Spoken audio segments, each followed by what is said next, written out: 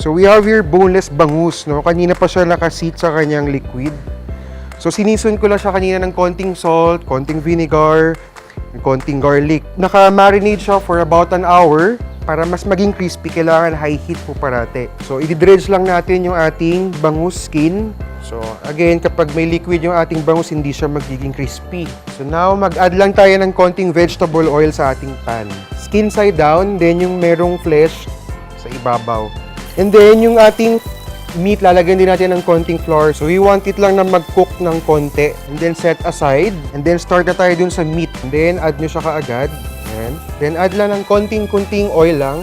So, gusto natin magkaroon siya ng brown or magkaramelize ng konti yung layer niya sa labas. Mabilis lang siya. And then, set aside.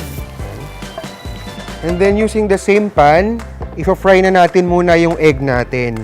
Then, a little oil.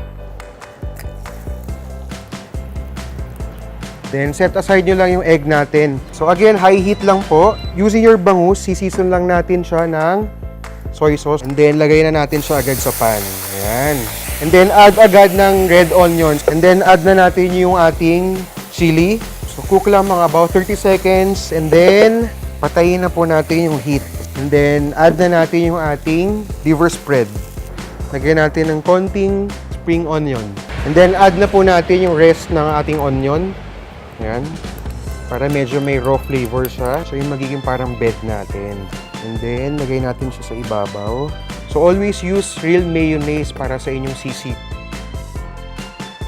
And then, garnish with a little spring onion. And lastly, yung ating parsley and calamansi.